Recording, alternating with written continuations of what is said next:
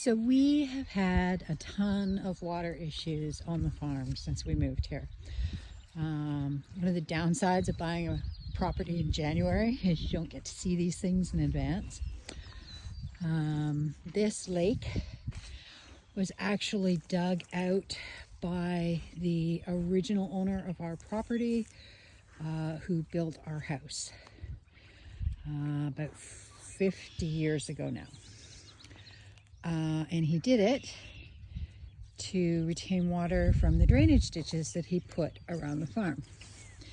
And between the interim owner and us, I'm pretty sure it's been at least 10 years since these were cleaned out. So on our list for this year was to remediate some of our water issues, which obviously are an excess of water, not a lack of it. And so we had someone come out and clean up all of our ditches and add a couple in places where there was excess water collecting to funnel it all down. Last night was our first rainstorm since that happened. Now,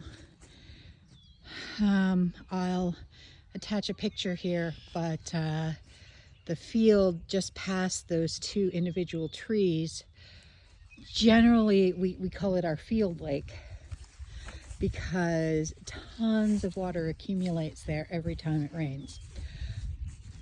But last night, despite the fact that we got a lot of water, so places that we haven't drained, you can see here along the new fence line where it's very, very wet. And very excited puppy. That is what many of our fields would look like. But this is up, this particular ditch is up probably 6 inches from what it was last night or yesterday before the rain started. It's pretty wide, so this one flows very slowly. But when we get down to the cross here, somebody does not move very slowly. When we get down to the cross here, you'll see how quickly the water is running out. And it is running out from, there's a little triangle shaped field there that we call lottery field because when I win millions of dollars in a lottery, that's where I'm building my house. And it's been very damp. So you can see the water flow picking up as we get closer to the corner. And once we get to the corner, we will have a look. It's still pretty mucky here. This was just done this week, so we're very happy that we got it done in time for this rain. Okay, look at how fast that water's moving. So that is draining all of the water from the upper fields, from the swamp at the back of Lottery Field. And wow, I can't believe we waited this long.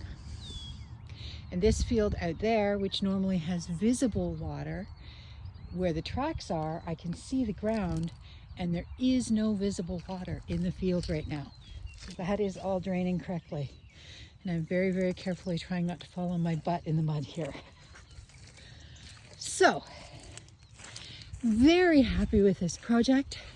Also, step one of fencing the back pasture is finished and the animals are happily hanging out there.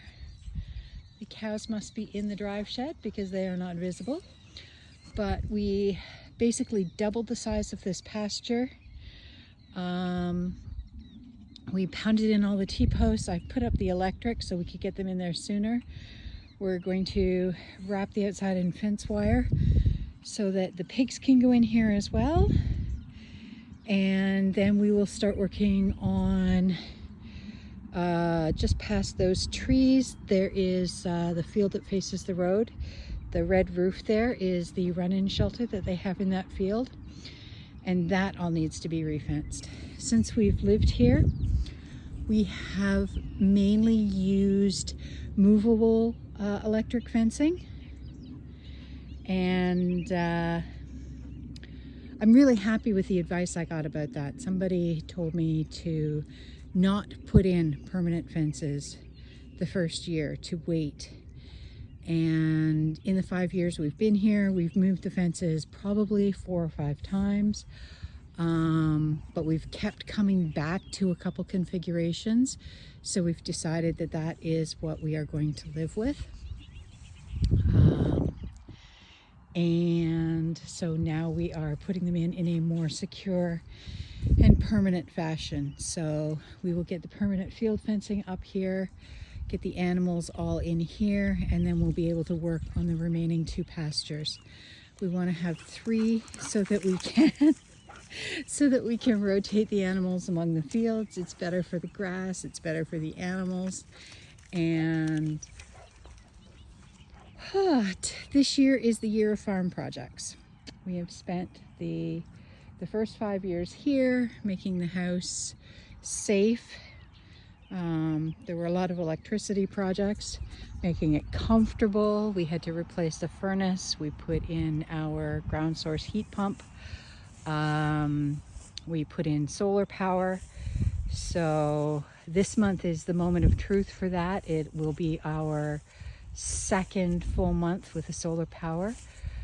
And we're hoping, since the first full month was mostly March and a little bit of April, we are hoping that the April/May timeframe gives us a higher percentage. Don't get me wrong, the first full month we did over 50% of our power usage from the solar, but if we can increase that a little more so that we can start banking some credits, so that when winter comes around we have credits to use up, that will be even better. There's a happy boy.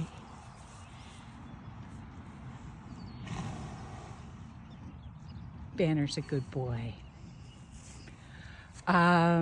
Solar, yeah. So if we can increase it so that the solar credits will sustain us through part of the winter, then it will eventually pay off. And it looks like rain is still coming out of the sky, and Lexi has swum across to the other side of the drainage ditch. So I'm going to get the dogs in and get us all dried out, and for her, washed off.